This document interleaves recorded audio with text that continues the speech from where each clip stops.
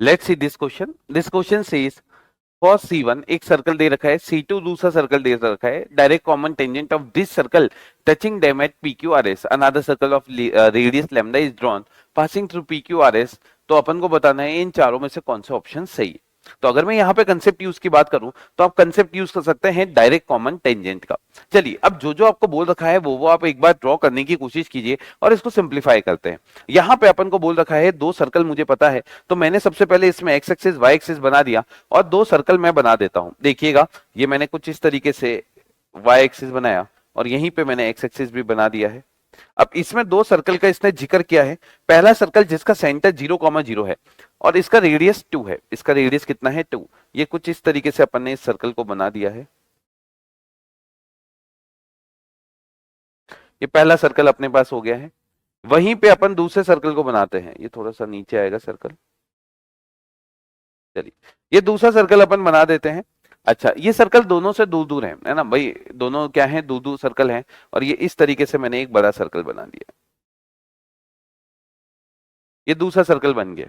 अब इसमें इसने बोला है दो डीसीटी अपन को बनानी है। बिल्कुल ऑब्वियस सी बात है, डीसीटी आप बना सकते हैं बिल्कुल आसानी से। ये पहली डीसीटी आपके पास बन जाएगी।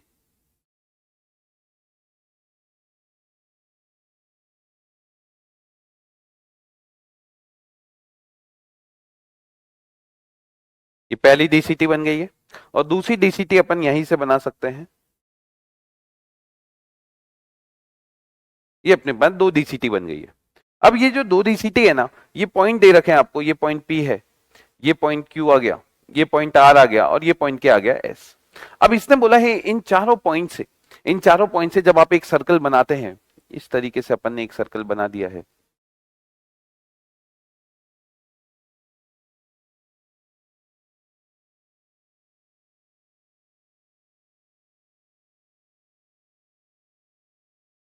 ये कोई सर्कल अपन ने बना दिया है। PQRS से अपन ने एक सर्कल बनाया है और बोला गया है कि ये जो सर्कल है इसके सेंटर और रेडियस के बारे में आपको बात करनी है। चलिए इसका सेंटर मैंने बोल दिया C1 है ना भाई, इसका सेंटर इसने बोला है C1 है। C1 ले लेते हैं और इसके सेंटर को अपन बोल देते हैं C2 है। कुछ होगा C1 की अगर मैं बात करूं तो C1 मेरे पास आ जाएगा 0,0 और C2 की अगर मैं बात करूं तो वो मेरे पास आ जाएगा 10,0। अच्छा इसका रेडियस भी मुझे पता है 2 के बराबर है और इसका रेडियस भी मुझे पता है R2 किसके इक्वल है 4 के इक्वल। अब ये वाले पॉइंट की अगर मैं बात करूं, क्या आप ये पॉइंट आर मान ले, आर तो आगे पी क्यू आर एस आ गया, ए मान लेते हैं है ना। ए पॉइंट निकाल सकते हैं, बिल्कुल आसानी से निकाल सकते हैं। किस तरीके से? ए पॉइंट जो है वो C1 और C2 को है ना भाई प्रॉपर्टी से एक्सटर्नली कट करता है। एक्सटर्नली R1 रेशियो R2 में क्या कर जाएगा, ये कट कर जाएगा। तो देखिए भाई अगर मैं बात करूं, ये मेरे पास आ गया ए पॉइंट, ये मेरे पास C1 आ गया और ये क्या आ गया C2। C1 के कोऑर्डिनेट 0,0 और C2 के कोऑर्डिनेट 10,0 और ये रेशियो आएगा 2:4 पर एक्सटर्नली आएगा है ना। अंदर वाला TCT होता है ट्रांसवर्स कॉमन टेंजेंट, तो इंटरनल आता, बाहर वाला एक्सटर्नल। तो वो इस तरीके से आप लिख सकते हैं 20 - 0 अपॉन -2, माइनस कितना आ जाएगा 2 और ये तो 0 आ जाएगा। ये मेरे पास ए पॉइंट आ जाएगा। सॉल्व करके ए पॉइंट मेरे पास आ गया -10,0। ये आ गया।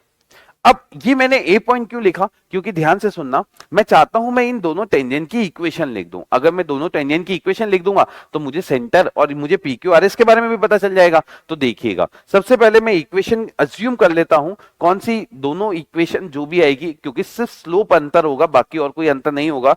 तो भाई ये इसकी इक्वेशन आ जाएगी y - 0 is equal to m times of x + 10। क्या ये ऐसी इक्वेशन आ जाएगी? और अच्छे से लिखा तो mx - y plus 10m and this is equal to कितना आ जाएगा 0। अब m बहुत आसानी से निकल जाएगा। इसके सेंटर से परपेंडिकुलर डिस्टेंस बराबर रेडियस। इसका सेंटर 0, 0 है और रेडियस कितना है 2। अब मैं इसमें सेंटर से परपेंडिकुलर डिस्टेंस रेडियस के बराबर कर देता हूं। तो देखिए 0,0 से इसकी डिस्टेंस निकाल रहे हैं अपन, तो ये आ जाएगा 0 और 0 इसमें रख दिया upon 10m upon under root आ जाएगा m² + 1 और ये किसके इक्वल आ जाएगा रेडियस। रेडियस किसके इक्वल दे रखा है 2। ठीक है, सेंटर से परपेंडिकुलर डिस्टेंस बराबर रेडियस। देखिए इसको काट दीजिए 5 से और दोनों साइड स्क्वायर कर दीजिए। 25m² is equal to m² plus कितना आ गया 1। तो m² की वैल्यू आ जाएगी 1/24। तो m की वैल्यू आ जाएगी +-1/√24 इस तरीके से। अच्छा अपने पास m आ गया, तो देखिएगा m इस टेंजेंट का स्लोप है। अब मेरा मकसद है P निकालना, तो मैंने ध्यान से सुनना, मैं इस वाले सर्कल को देख रहा हूं, ये वाला सर्कल, ये वाला जो सर्कल है जिसका सेंटर C1 है, और ये जो वहां से निकल रही है ये इसकी टेंजेंट है, इसकी क्या है, टेंजेंट। तो इससे परपेंडिकुलर लाइन क्या इसकी नॉर्मल हो जाएगी क्या? मेरा मकसद है P और Q निकालना, क्या मकसद है? P और Q निकालना। तो देखिए मैं P कैसे निकालता हूं, मैंने स्लोप मान लिया, देखिए एक स्लोप पॉजिटिव आएगा और एक स्लोप क्या आएगा, नेगेटिव। ये वाला पॉजिटिव हो जाएगा क्योंकि इसका एंगल 45 से मतलब 90 से कम है, तो इस वाली लाइन का slope m is equal to 1/√24 है। अब मेरा जो ये नॉर्मल है, मेरी टेंजेंट लाइन की क्या होगा, परपेंडिकुलर होगा। तो देखिएगा मैं P पॉइंट निकाल रहा हूं यहां पे, इस P पॉइंट को निकालने के लिए, क्योंकि ये 0,0 से पास हो रहा है और इसका स्लोप अगर ये है तो इसके परपेंडिकुलर लाइन का स्लोप इसका -1/m टाइम्स होगा। तो इस वाली लाइन की इक्वेशन हो जाएगी y is equal to -√24x। सही चल रहे हैं अपन? अब मेरा मकसद है P निकालना, मेरा मकसद क्या है, P निकालना। तो देखिएगा मैंने एक तो ये लाइन पता है और m रखकर मुझे दूसरी लाइन भी पता चल जाएगी, मुझे ये दूसरी लाइन भी पता चल जाएगी यहां पे m रख के, ठीक है। देखिए m की वैल्यू रख दी अपन ने, कितनी रख दी थी, 1/√24, तो ये आ जाएगा इधर जाकर x + 10, ये वाली लाइन की equation x + 10 is equal to √24y। एक बार चेक कर लेते हैं, m की वैल्यू मैंने √24 रख दी 1/, तो इधर जाके प्लस में √24 आ जाएगा, y is equal to x + 10। अब यहां से मैंने y की वैल्यू रख दी, y की वैल्यू रखी तो x + 10 इज इक्वल टू, जैसे ही रखा -24, y की वैल्यू रखी तो ये x आ गया, तो यहां से 25x इज इक्वल टू -10, तो x की वैल्यू मेरे पास आ जाएगी -2/5। अच्छा x की वैल्यू आ गई तो क्या मुझे y की वैल्यू भी पता चल जाएगी क्या? तो मेरे पास P पॉइंट आ गया, मेरे पास कौन सा पॉइंट आ गया, P पॉइंट मेरे पास आ गया, इसका x कोऑर्डिनेट आ गया -2/5, और x कोऑर्डिनेट रख दीजिए, इसमें x रख दीजिए, तो जैसे ही रखा y भी आ जाएगा। समझ रहे हैं मेरी बात? तो ये y कितना आ जाएगा,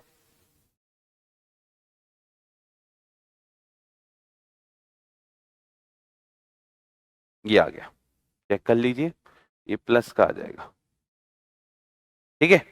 अच्छा सेम कंसेप्ट के साथ क्या आप ये Q पॉइंट भी निकाल सकते हैं, ये Q पॉइंट भी आपके पास आ जाएगा। देखिए जब Q पॉइंट निकालेंगे तो क्योंकि आप ये सेम कंसेप्ट कर रहे होंगे, x कोऑर्डिनेट सेम आएगा -2/5, पर y कोऑर्डिनेट माइनस का हो जाएगा -2/5√24। ये अपने पास P और Q कोऑर्डिनेट्स आ गए। सेम कंसेप्ट लगा के अपन R और S भी निकाल लेंगे, अपन कौन से निकाल लेंगे, R और S, ठीक है। देखिएगा अब यहां से मुझे सबसे पहले तो इनके सेंटर के बारे में पता लगाना है। किसके बारे में पता लगाना है, सेंटर के बारे में अपन को पता लगाना है। देखिएगा सेंटर के बारे में पता लगाना है। अब देखना मैं R और S को भी निकाल सकता हूं, पर उसको बिना निकाले भी मैं ट्राई करने की कोशिश करता हूं। सुनना, R का जो कोऑर्डिनेट आएगा और S का जो कोऑर्डिनेट आएगा, है ना, उनके x कोऑर्डिनेट सेम होंगे पर y कोऑर्डिनेट एक दूसरे के नेगेटिव होंगे, है ना, क्योंकि ये सिमेट्रिसिटी से मुझे पता चल रहा है। वही चीज मेरे पास P और Q में भी आई थी। तो अब मैं इसको बनाने की कोशिश करता हूं। देखना मैंने क्या बोला, मैंने बोला यहां पे मुझे एक ऐसा सर्कल निकालना है, ये सर्कल की इक्वेशन निकालनी है। ये आ गया P और ये क्या आ गया, Q। ऐसे ही मेरे पास ये R आ गया और ये क्या आ गया, S। सही चल रहे?